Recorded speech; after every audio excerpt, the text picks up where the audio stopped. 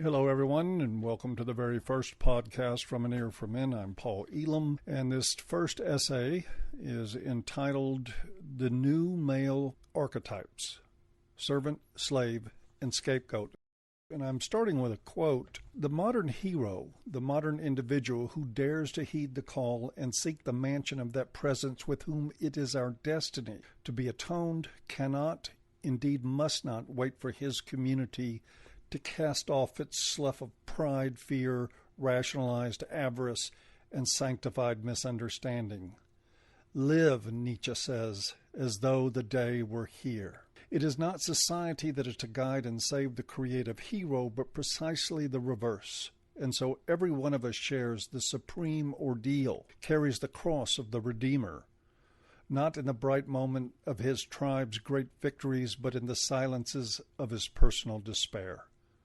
That's from Joseph Campbell, The Hero with 1,000 Faces. Anyone suggesting that they have ideas that will actually help men psychologically speaking has an obligation to place their philosophy, their rationale, front and center for men to see. I also understand that most practitioners don't really do that, especially in what I loosely define as the mental health industry. Usually what you get is a short and sputtering list of platitudes about wholeness, finding your inner this or inner that, accompanied by an obscure definition of the practitioner's approach. It is either that or you get nothing but the bill. This writing is intended to explain exactly what An Ear for Men is about in regard to assisting men specifically in their modern struggle for identity and for an understanding of where they fit in the world. The struggle is particularly important as the lack of identity and understanding may well result in some serious problems. Among them are family dysfunction, substance abuse, suicide, violence, anxiety, depression, shame, and a lack of self-respect that often crosses the line into self-hatred. It is not that the current crisis of male identity is the sole cause of these problems. It certainly isn't. Family dysfunction is a self-perpetuating malady passed down from parents to children. In and of itself, it has little to do with modern masculinity. Alcoholism is not a male problem, nor is violence or other forms of abuse, though professionals practicing under a feminist shingle may send that very message. When assessing problems, it can be very difficult to tell the difference between cause and symptom, between a problem and its source. Does family dysfunction cause substance abuse? Or is substance abuse the cause of the dysfunction? Is violence at the root of relationship problems, or do relationship problems fuel and promote the violence? Are all these problems symbiotic, just a teeter-totter interaction of various pathologies feeding off each other? If so, can we ameliorate one problem by successfully intervening in another? The philosophy here is that solutions begin with a recognition that there is indeed a crisis in male identity and male self-respect. It affects all of us, gay or straight, black or white, or other race, regardless of religion, lack of religion, or socioeconomic status. 50 years of gender politics have thrust all men into a new paradigm of sexual politics with no rule book. We now comprise 3 generations of men who have been pummeled with messages of who we are, almost all of them wrong, and who we are supposed to be, almost all of them destructive in one way or another. Our mental health industry is one of the prime proponents of these misguided ideas. They are espoused for profit at the expense of our men and boys. The classic historical masculine archetypes were those of hero, villain, ruler, warrior, creator, sage, rebel, and explorer, all of which either defined what men chose or what they were driven to be. They provided men with a model of what they chose not to be as well. They gifted men with a sense of identity and purpose, a rudder for the navigation of their life. To a great degree, with some downsides, they worked. Jungian analysts speculate that these archetypes are rooted in biology. It is also important to know that all these archetypes are anthropomorphic projections of the human male experience. They took root in our earliest mythologies because they were already in play in human life. Strangely, mythology told the real story of our lives.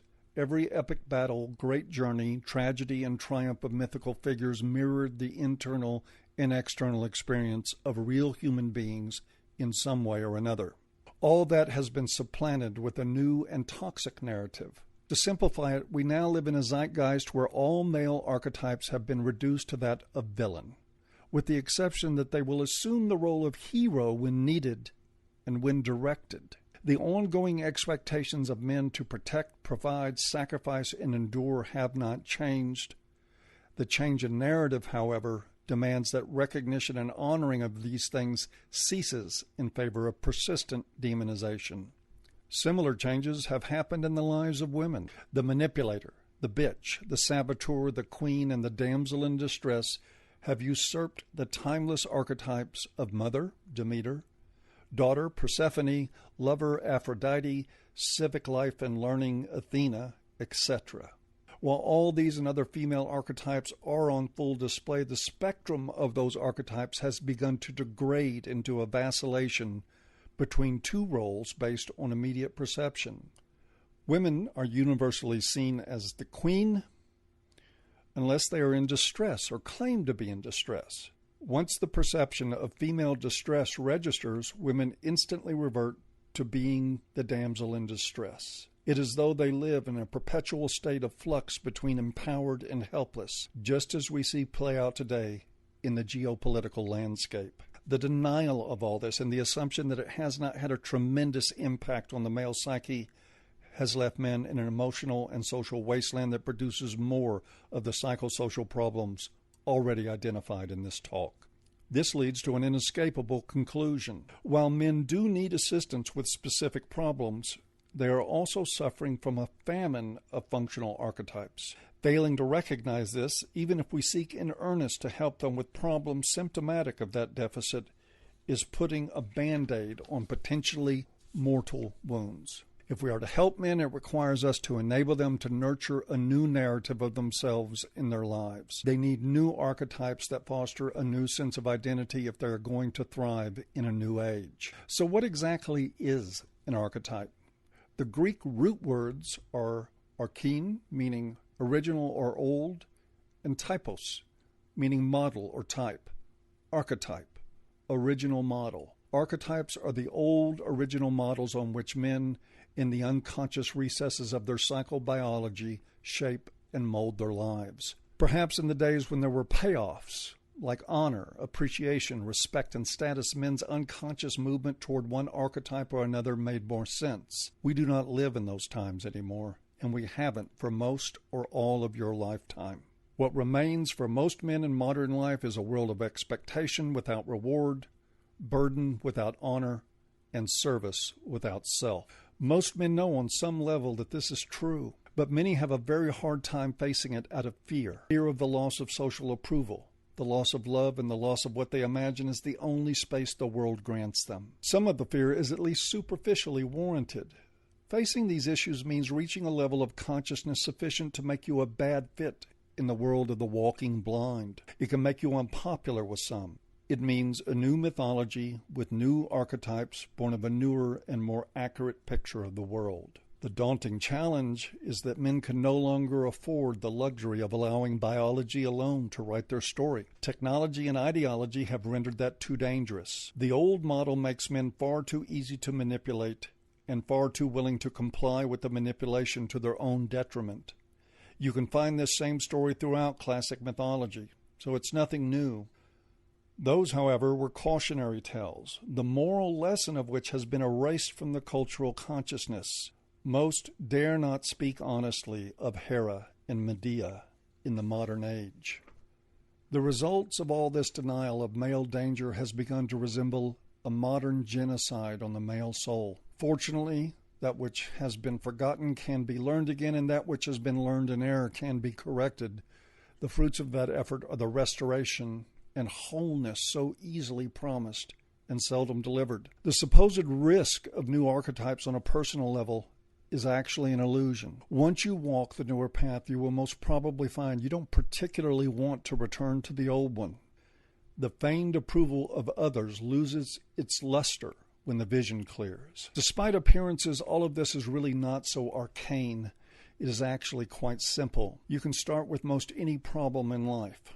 relationship and family issues are a good start. Map the mythology that got you there, that determined your actions and reactions. Were you playing the role of the hero, the warrior?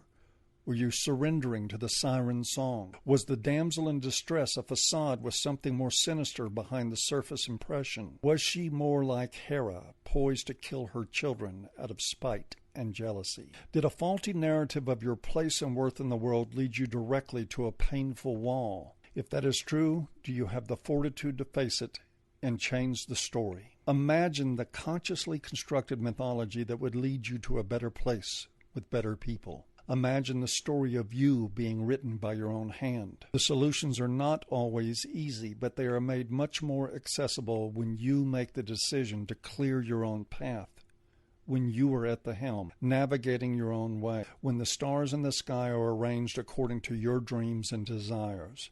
How many miserable professional men are out there who can remember a time when they aspired to be artisans, writers, or artists, only to watch those dreams buckle beneath the oppressive weight of a story they did not write? How many desperate men are clinging to a role of protector and provider, having become automatons in loveless, abusive marriages that have ground their self-respect into the dust? How many men have stories that end with a bottle of scotch and a handgun because they cannot breathe and do not know where to find free air? Men do need an alternative to the new mythology's archetypes of servant, slave, and scapegoat.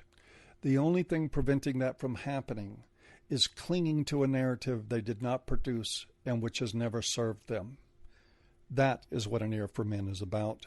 Not just a place for men to tell their stories, but to author and own them with support and encouragement from other men.